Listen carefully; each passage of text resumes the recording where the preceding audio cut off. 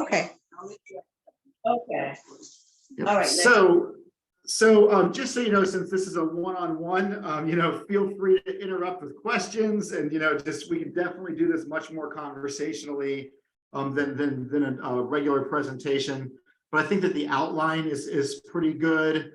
So I think we can go just based on that. Before I get started, we also have Marvin Bunky Jenkins here from our Salisbury office. He works for the WBC and works directly supporting clients. And then Donna Langley, who is the director of the Women's Business Center up here in Baltimore for MCE, is also on. So they may be popping in with additional information as well. Awesome. Hello, everybody. Yep. And so, How you doing, Mr. Marvin? Awesome. So we'll go ahead and get this started. So a little bit about who we are. We are a nonprofit community development financial institution, or known as a CDFI. Most people think of us sort of like a nonprofit bank, but in reality, we do a lot more than that. We offer what's called technical assistance, or what a lot of folks call counseling, where we will work with clients one-on-one, absolutely for free, to help them do things like develop business plans and cash flow projections, marketing plans, and things like that. And then, of course, we're here to help you apply for loans, should that be the direction that you take. We've been doing this since 1998 and hopped over the bridge to the Baltimore area in 2012. We work with startups all the way to folks who've been around for 100 years or more. We are also designated by the SBA as a women's business center, which means that we can offer additional services to minority and women-owned businesses in the Baltimore and Salisbury areas. This presentation will be emailed to you, so don't worry about writing down links or anything like that. Okay. And then my email will also be at the end of this presentation. Okay. But what most people want to know about, of course, is the money. Show me the money. So we are a lender. We lend SBA funds, and that's what most people think of us as. But in reality, we have a lot of different pots of money that we can pull from, including the casino funds, different government agencies, and money that we raise ourselves. And we do that because if you're approved for a loan, we can figure out which pot of money makes the most sense for you to get you into the lowest interest rate and longest term, so you have the smallest required monthly payment.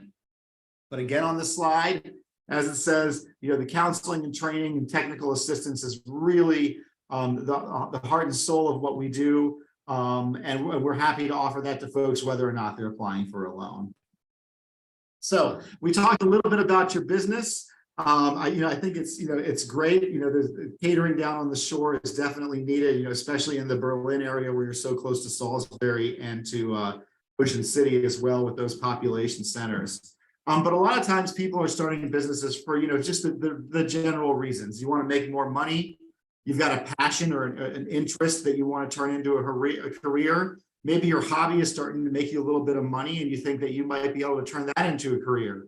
You could be sick of working for somebody else and you want to be your own boss. You might want to work flexible hours, with the understanding that as you're starting your business, those hours are not going to be very flexible, but once it's fully operational, you can have some freedom, and then also to develop another career.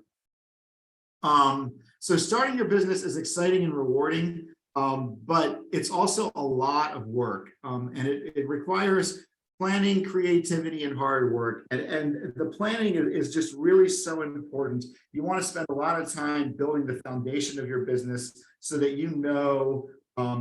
that you'll be successful sustainably for a long period of time. You'll be able to employ folks, serve your community, and meet all of your goals. And we've got a slow animation. So this is the scary slide. With the 30% of all businesses close in the first 2 years and 80% are gone by the end of year 10, but it's a little less scary than it looks. So the reality is this includes all reasons for businesses closing, and reasons can include that the business failed, but also that the owners retired, or often restaurateurs get a new idea and they close their successful restaurant and open up a brand new one. Also, these folks will have a successful business and they'll sell it to somebody else. So while these numbers are scary and starting a business is definitely risky, it's not quite as risky as these numbers say. So I'm not going to read to you 20 questions about starting a small business, but really what you're looking at on this and then the next slide is you're looking for the who, what, why, when, and where of your business. Why am I doing this? What kind of business am I doing? Who is going to be my customer? And then you want to start thinking about how you're going to build that business. Are you going to be home-based? Are you going to be have a storefront or brick and mortar? Can you run it by yourself, or do you need employees? Do you need to have relationships with suppliers? Do you need money to get started? And if you do, how are you going to get that loan? Who else is doing what you're doing in the area, right? Do you have competition, or are you the only folks doing it?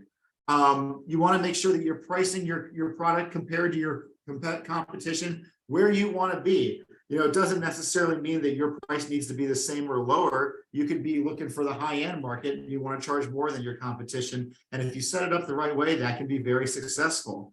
You also want to think about the pluses and minuses of different legal structures of your business. An LLC takes away a lot of the liability from you, but gives you a little bit less freedom than maybe a sole proprietor would. And so individual businesses can work with counselors and figure out what makes the most sense for them. And then, of course, understanding, the requirements for taxes and insurance and management. And then lastly, of course, not least important, is how are you going to get the word out about your business? Because we don't live in Field of Dreams. And if you build it and don't advertise, they're not going to come. So the 10 steps, this is, to starting a small business. These are a really great list of steps that I think everybody who starts a business should be looking at and doing. But it's important to know that this is not a list in order of importance, or even in order of what order you all should be doing stuff in. Every business is going to be different, and every business is starting from a different starting point. But the number one, the first one, where you want to get business assistance and training, you're already doing that. And being in Maryland, there are so many nonprofits that do similar stuff to what we do. The SBDC does it for the SBA. There are other CDFIs. Your local county and city economic development agencies often offer resources. Most of them are absolutely free, and nobody will be offended if you talk to somebody else. We are all collaborators. You can ask the exact same questions you ask us to the SBDC or to your county and get all the information you can. Everybody is going to need to write a business plan, and we're going to go into some detail about why that's important and what should be in it in just a little bit. You need to understand your responsibilities as an employer. It's not just paying them. There are taxes and insurances that you have to have, and you want to make sure that you have that set up before you start hiring folks. Then you want to choose your location. Are you home-based or a storefront?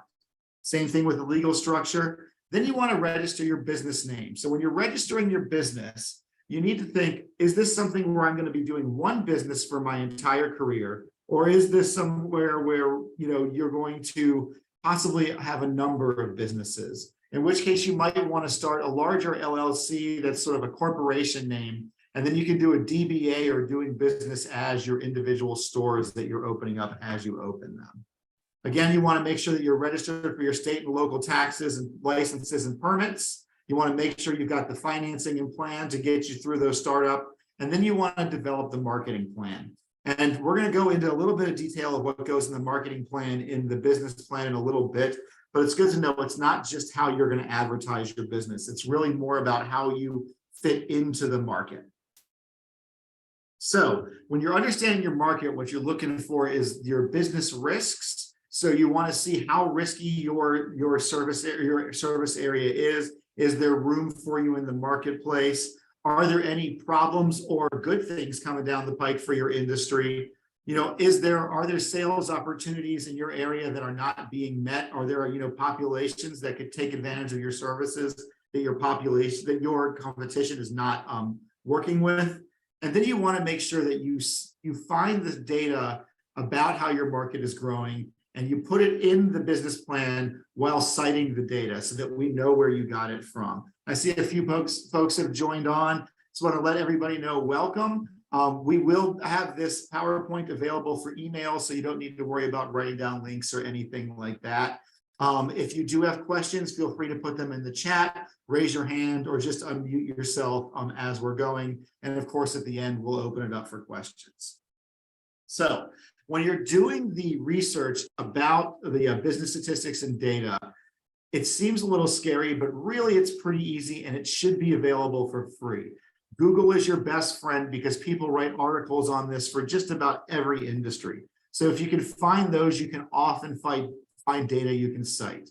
If your industry is larger and has its own publications, you can look at that. And sometimes even government agencies or nonprofit groups like chambers of commerce will have that information available either to everybody or to their members. Same thing with trade organizations. And then you also want to think, is your business serving just locally, or are you looking regionally and nationally?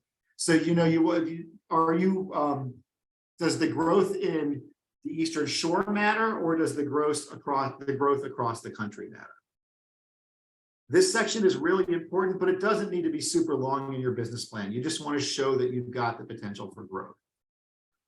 So there are some advantages and some disadvantages to starting a small business. And this next slide, we're going to go through some of those. This is not to dissuade folks from starting a business. It's just to look at the realities and to see some things that might be pitfalls, as you're starting that business. So of course, the pros are you can be your own boss, and you can't be fired unless you fire yourself.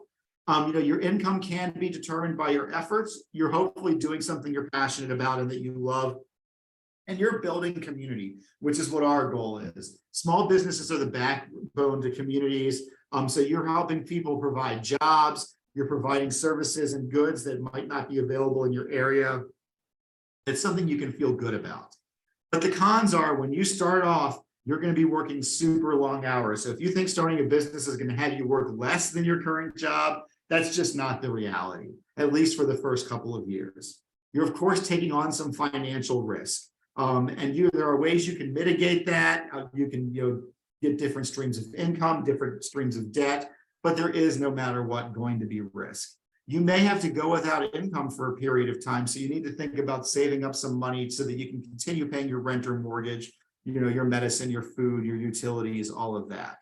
You may need a certification, education, or training for your business that even though you are personally an expert in, you wouldn't be able to do professionally until you have those. You're probably not taking vacations for a while. You're probably not finding a lot of time for yourself for a while. And even though you're the boss, all of your customers are your bosses. And sometimes even your employees are your bosses. So there are folks that you need to answer to, even when you own your own business. Now, there are special business types that are available eligible for additional resources. And what that means is grants. So a lot of folks ask us, do we have any grants available for small business? And generally, and currently, we do not have any grants available for small businesses. Generally, if you're a for-profit business, the only type of grant that you can get is if you're opening a brick and mortar. Many municipalities and counties will offer what's called a facade improvement grant that will pay for a portion of your signage, windows, repointing brick, things like that.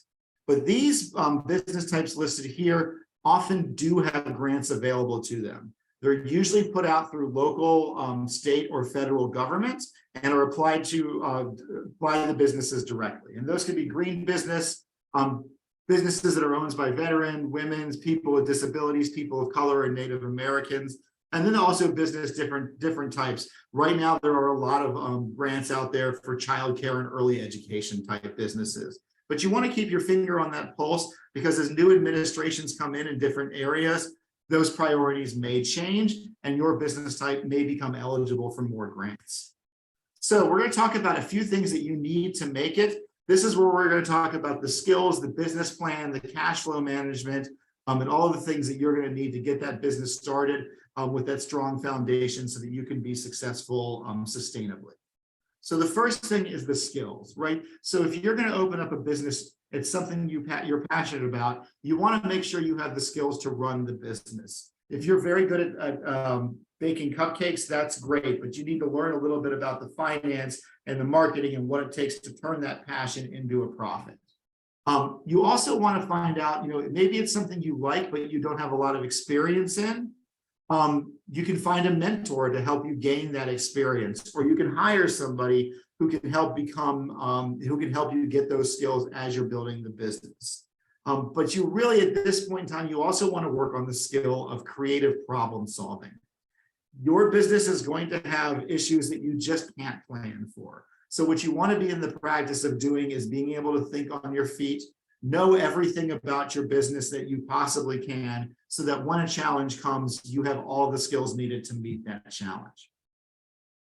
So when you're starting the business, there are a few things that you definitely want to check out before opening your doors. You want to look at your zoning requirements. There are certain areas in counties and cities where businesses are not allowed. And if you start your business there, they may require you to close and open somewhere else. You want to find out the licensing registrations requirements as well. Everybody is going to have to file that form and pay their $300 a year. But there are certain business types where you need additional licenses or certifications. So find out if you need those. Your business is going to need insurance. Your business is going to need banking and internal controls. You want to check your credit, because your first business loan is going to be based on your credit and not the business's credit. So if you do have some issues in your credit in the past, you just want to acknowledge them, let your lender know that you have them, and talk about what you're doing to mitigate those. And the last one is something that is really new, but I think is a good way to sort of think about the support team that you need for your business, and that's called bail. So you need to have a relationship with your banker. Open up that business checking account, open up that business savings account, talk to them all the time, even when you don't need a loan. Let them know what's going on, invite them to open houses, because when you do need that loan and you have that relationship, it's going to be a lot easier to get. You need to have an accountant. It doesn't mean you need to have somebody working as an accountant every day, but you want to have somebody on retainer who's making sure that you're filling out your taxes and your forms online on time, and that you are just keeping yourself fiscally solvent. You want to have an insurance agent that's more than just somebody you pay once a year. Talk to them, find out if there are different products and services that they can add that might actually be able to save you some money, or they might know about some things where somebody in your industry had an issue and you might want to take out a new kind of insurance. And of course, you want to know some lawyers. Again, you don't have to have one on retainer, but get to know some local lawyers so that if you ever do have an issue, you're not just cold calling, you've got somebody that you can work with. So the next part we're going to do is go into what is in a business plan and why you need the business plan. But before that, I wanted to see if there were any questions. Nope. Okay, we'll go ahead and get started on the business plan though. So what is a business plan and what should it contain? So your business plan is something that is written for a lot of audiences and has a lot of different uses. But really what you're doing with your business plan is you're describing your business so that folks understand, number one, what you are doing, and number two, how you plan on doing it. You're also going to be talking about your finances, especially when you're going to be applying for a loan or a grant in there. But really, it's the blueprint for your business. And there are going to be times as you're starting your business where you're just overwhelmed in the weeds and you don't know what to do next. Your business plan is something you can pull out and read and quite possibly get you right back on track. But you do want to consider your audience when you're handing out your business plan. Think of it as a resume. Each resume gets tailored for each job that you apply for. You move things around, you might change wording, you might put a different skill up at the top. Same thing with your business plan. If you're applying for a loan, the bank is going to care about whether your business is successful and whether you're going to be able to pay back that loan. So that's what you want to focus on. The fact that you're hiring from the community is great, but that doesn't have any bearing on them getting their money back. Now, when you're applying for a grant where you don't have to pay anything back, that's where you're really going to focus on how you're a strong supporter of the community, how you're involved with the community, how you're hiring from the community. Those are two different audiences that are looking for two different things in your business plan. Now, we break up our business plans into 4 sections. Everything on here should be included in your business plans, but they don't necessarily have to be in these sections or in this order. You are telling the story of your business, and sometimes breaking it down into these sections doesn't work for your business, and that's absolutely okay as long as you're getting this information in your plan. So the first part is the part that you should write last, and that's your executive summary. That is where you're opening up your presentation, you're setting up the reader to know what they're looking for, and then you're briefly describing your business and why you're in it and why you will succeed. I always say start off your business plan with a sentence or two that just sets up the reader. I have a fake company I use for these called Nick's Dill Pickles. So my business plan might say something like, Nick's Dill Pickles is an LLC in Baltimore, Maryland, owned by Nick Rudolph. He is seeking a loan of $25,000 to purchase additional pickling equipment so that he can start wholesale selling to restaurants in the Baltimore area. With that, your reader knows exactly what you're asking, why you're asking it, and they'll have that in the back of their mind the entire time. The next section is the marketing plan. And as I said earlier, that's so much more than just how you're advertising your business. So this is where you're going to put in that data that you looked at about how your industry is growing, especially in your area. You're also going to talk about your target customer. I know most businesses can serve all clients, but you really want to drill down and look and see who are the people who are going to use your business the most and advertise and drill down to those. So is it, income based? Is it demographic based? Is it location based? All of those different things. But if somebody says everybody is our client, that sometimes is a red flag for folks who are making the decisions. You also want to list out your competition, and I highly recommend that you list out at least 3, talk about what they do well, and then talk about how you'll be able to survive in the marketplace with them. So what that means is think about, locally, nationally, and globally who your competition is. We had a comic book shop here in Baltimore. She listed 2 larger local comic book shops as competition, and then Amazon.com, because Amazon.com, you can buy everything you can buy in the comic shop at without having to leave your house. So she was able to focus on her customer service, and that's how she got the loan. Same thing with your pricing. You want to talk about where you want to be in the market, sort of if you want to be on the cheaper end, middle of the road, or high end. You want to talk about then your marketing strategy. Are you doing social media, traditional media? Do you have are you in an industry where you need to go to conferences to get your work?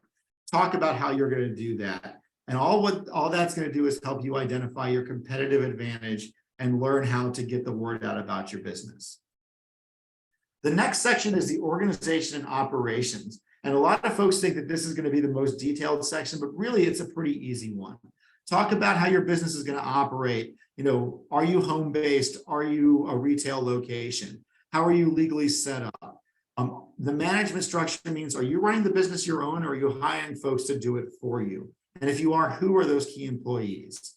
You also want to talk about any requirements of training or insurance that your employees will need to have. And then you want to talk about some contingency plans.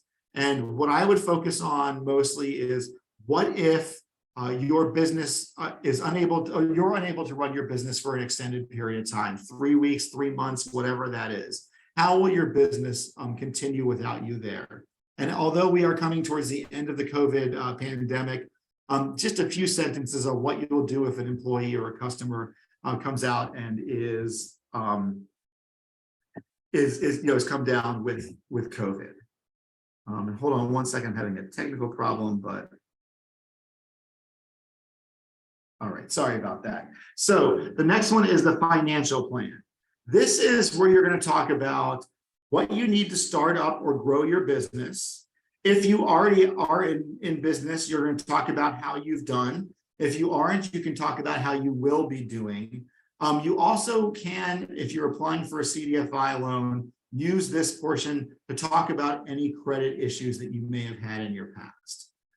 So all of that is what's going to be in your business plan. As a client of MCE, we were more than happy to look over your plan and give you ideas of different changes you can make to tailor it to whatever audience that you are giving it to. There we go. So the next one is the cash flow projections.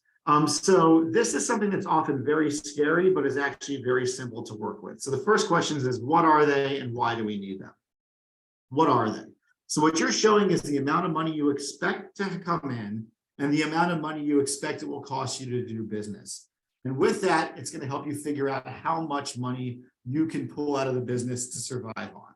But also, they're going to be required for most loans in monthly detail for at least 2 years. They're also a great planning tool. before you get started, you can sort of see how you need to focus your money.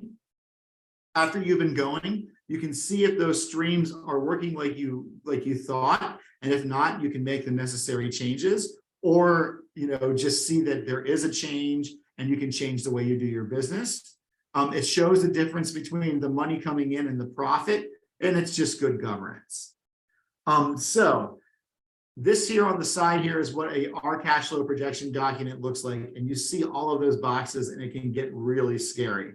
But don't worry. This is a living document. It's going to change over the life of your business. Not only will the projections not be 100% accurate, 95% of these cells will probably end up being different than what you put on there, and that is okay.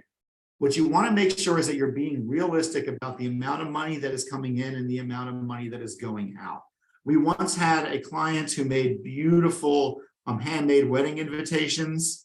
They said that as a one-person shop, they charged $1,000 per wedding. There are 10,000 weddings a year in Maryland, so they're going to make $10 million. Well, that's just not going to work. Not everybody uses invitations. Not everybody has $1,000 to spend on invitations. So we said, look, see if you can make it work on 5, 10, 15 a month. And then if you get all 10,000, that's great. You're making a ton of money, but just show sort of conservatively that you can do well and have your business, pay you and pay your employees and pay your debts. You want to make sure that you've got every income stream and expense stream possible, and you want to break it up as much as possible.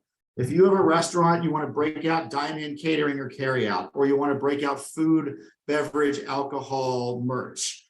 That way you can really see what's doing well and what isn't doing well, and you can adjust your business accordingly. You also want to think about, do you have equal business throughout the year, or do you have busy months and slow months? And if you do, you want to capture that in your cash flow projections. You want to make sure you put your loan in as income and the payments out as expenses. If you have other financing and debt already, you want to make sure that that's included in your cash flow projections. And then again, we want to make sure that you're paying yourself. We want to make sure not only can you afford to cover your expenses, but can you have a nice quality of life as well. So once you have all that in, you're ready to apply for a loan. So we have a couple of different loan products available. These are similar to other CDFIs as well, but we really like the way that we do it over here. So our first one are our traditional loans, the small business loans, we call them. There are two different ranges, from $5,000 to $35,000 for startups, and that's any business that's been around for 2 or fewer calendar years. And we don't just mean registered, we mean actually in business, filing taxes and all of that. If you've been around for more than 2 years, you can ask for up to $150,000. The terms will depend on the size of the loan. A $35,000 loan may have a 5 or 6 year term, where a $100,000 loan will probably have a 10-year term. Our interest rates are set at 6 to 12%. Generally, our loans fall around 8%, sometimes a little bit lower, sometimes a little bit higher. We do require collateral for the loan, and we would like it, if possible, to be for the full value of the loan. You can use real estate, automobiles, equipment currently owned by the business. If you're buying a larger asset with a loan, we can use that as well. But really, collateral is something that we're looking at to secure the loan with. Anybody who owns 20% or more of the business is going to personally guarantee this loan. And if you have a large ownership structure where nobody owns 20%, we're going to want to see 3 or 4 people on that loan. Once you are ready to apply, there's a $100 application fee and then $25 credit report fee per owner who owns 20%. We do a TransUnion soft pull, so it will not impact your credit score.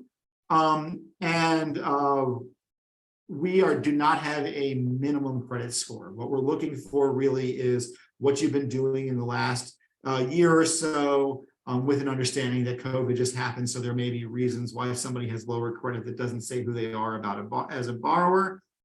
If there is something on your credit report that we think our loan committee might be concerned with, we give you an opportunity to write an explanation for it. If you get that yes, there are some closing costs. It varies on the size of the loan and a few other things. If you get a $50,000 loan, you're probably walking out with just north of $48,000 on that check. We do automatic ACH debit payments for our loan payments. They are taking out automatically, but if you know you can't make a payment ahead of time, let us know at least a week ahead of time and we can all often work something out. We don't have any penalties for prepayment. So if you hit that lottery or get a really great contract and want to pay it off, you can just pay off the principal at any time as long as your loan is 30 days old. We will come visit you twice a year. We'll want to see your records. We'll have a few questions for you. If you're home-based, we of course can do that virtually. And then people want to know what types of businesses can apply for these loans and what can we use the money for. So what types of businesses? Just about any business type in Maryland, except for the traditional sin industries, adult bookstores, liquor-only establishments, anything having to do with marijuana or anything like that. The funding can be used for just about any business expense. So you can lease out space, furniture, equipment, build out, working capital for salaries and business supplies and things like that. What we can't do is if you are in the business of buying property to rent out or sell, we can't assist you with purchasing or rehabbing that property. However, if you, if you need to build out your own office or buy a truck or buy some, reusable heavy equipment, we can help you out. So, jackhammers, yes, drywall, no, that kind of thing. Our next loan is the credit builder loan. This can range from $500 to $5,000. It generally has a 2-year term and is set at 9%. These are folks for loans for a couple of different folks. Number one, if you've got some credit issues in the past or perhaps no credit, this is a little bit easier to get and is a good way to build your credit. But if you've just got sort of a hobby and you're looking to turn it into a side hustle, you don't want to take out that larger loan. This is a good way to dip your toe in the water. And then thirdly, if you have an existing business and there is a expense that has come up that you quickly need to deal with, like a tree root through a pipe or something like that. These have a little bit faster turnaround, and we'll go into sort of how that works in just a little bit. Everything else is the same, except for it has a much lower application fee and the closing costs are $75. So eligibility criteria for us to get a loan, through us. So number one, we're going to want to see that thorough business plan. We're going to want to see that you have experience in the field or have a mentor who can help get you that experience. We want to see the strength and realisticness of the cash flow. We're going to look at the strength of the collateral as well. As I said, we don't have a credit score that we're looking for. We're looking for what you've been doing in the last year or so. However, if you've had a bankruptcy discharge in the last 24 months or have a tax debt without a payment plan, you are not eligible for our loans. Your business must also be in good standing. We're also looking for the general economic conditions of the venture. So if you're opening up, a pizza shop on a block with 5 other pizza shops, we're going to want to know why you think you can survive there. Is there enough market for that? And then, of course, the ability to repay the loan. Will you be able to get back in the workforce, if the business doesn't work out? Our application documents that are required is, and this is across most CDFIs, some sort of intake form. Ours is online. And then an application and what we call a personal information supplement. Some folks call a personal financial statement. We're going to need to see your business plan and cash flows, like I've said. And if your business has been around, we're going to want to see your profit and loss statements, your quarterly balance sheet, and your federal taxes, along with 3 months of corporate bank statements. Every borrower, we're going to need to see 2 years of personal tax returns and 3 months of personal bank statements. We're going to want to see or hear from you that there's proof that you've been turned down by another lender. And then everything else is optional. But if you have reference letters, leases, contracts, licenses, certifications, any of that kind of stuff, it's super helpful. And with reference letters, what I'm talking about is perhaps you're opening up a salon, but you've been renting a chair somewhere else. If you've got 30 people who say, hey, I sat in his or her chair, and when they open up their new shop, I'm going to move over. That's going to help our loan committee feel good about, your business. So once you apply, what happens? Well, we accept applications through the first Friday of the month to get a decision by the end of that month. We want to make sure that you've got that client intake form completed because that's what allows us to do the work for you for free. You will be assigned an MCE staff member who will help you submit the paperwork. We'll review it and give you ideas to strengthen it. At that point, you will then apply, pay the application fee, and we will pull your credit. We'll let you know about your credit, and if there are any issues, we'll give you that opportunity to write that letter. Then it goes to the loan committee. After their meeting, it will either be a yes or a no. We do not tend to fund partial loans, so make sure you ask for what you want. Don't think I need 25, so I'm going to apply for 50, so hopefully it'll give me what I need. Show us exactly what you need. If it's a yes, we're going to get that commitment letter out to you as soon as possible, and generally 2 to 4 weeks is how long it takes to get the loan closed. So, like I said, there are a million small business resources available for you in Maryland. So you got us, but also talk to your local libraries, your local educational institutions such as universities. Each county will have its own economic development organization or agency. Talk to them. Your chambers of commerce, the state, and then other nonprofits that work like Operation Hope that work with small businesses.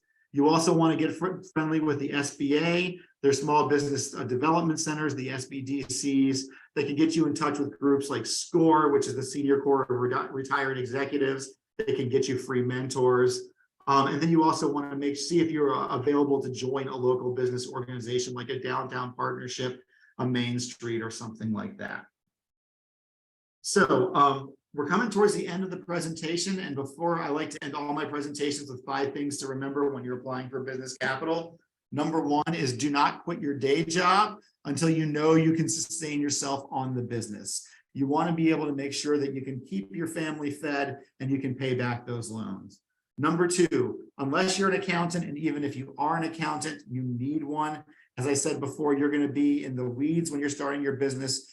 We're going to make sure that your business stays in good standing so that you're eligible for all of these resources. Speaking of that, make sure to ask for help. Entrepreneurs are often very independent. It's sometimes hard to go out and ask for help because it seems like a sign of weakness, but in reality, it's a sign of strength. There are so many resources out there available for you, and knowing that there are folks out there that can help you for free and provide resources for free can only help you increase the chances of starting your business. This is also the time to keep your money in your bank. If you're going to be borrowing for your business, don't take out a home loan or a car loan or open up a bunch of credit cards. You want to make sure that you've got a lot of money in the bank so that we can see that you are able to pay back the loan. And then lastly, no business is an island. Like I said, get involved in your local charities, your chambers of commerce, your Rotary, sponsor that softball team, things like that. Folks are looking for small businesses to be a part of their community. You want them to feel proud when they shop at your establishment, eat at your restaurant, or use your services. But when you're giving to those local charities, you want to make sure, sadly, we're in a time of political divisiveness, that you're giving to charities that sort of everybody can get behind. Kids, animals, food banks, veterans, things like that. It's the reason why when you walk into a bar or restaurant, there's always sports on.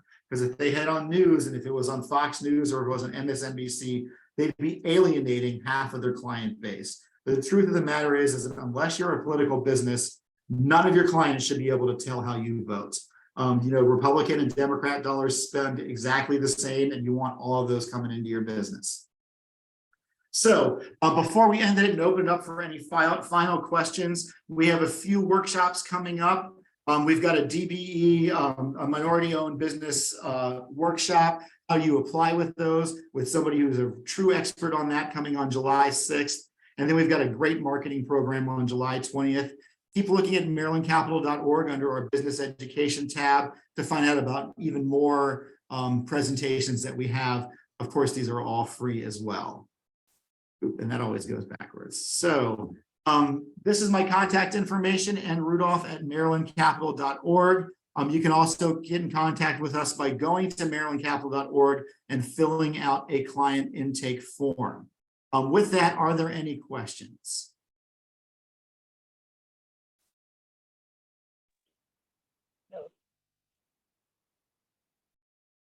No. Okay. So what I'll go ahead then is we'll go ahead and end this. If you think of any questions, feel free to email me directly, or again, fill out that client intake form. Bunky, did you have anything you wanted to add before we signed off? No, I can't. I think you covered everything. A lot of good information.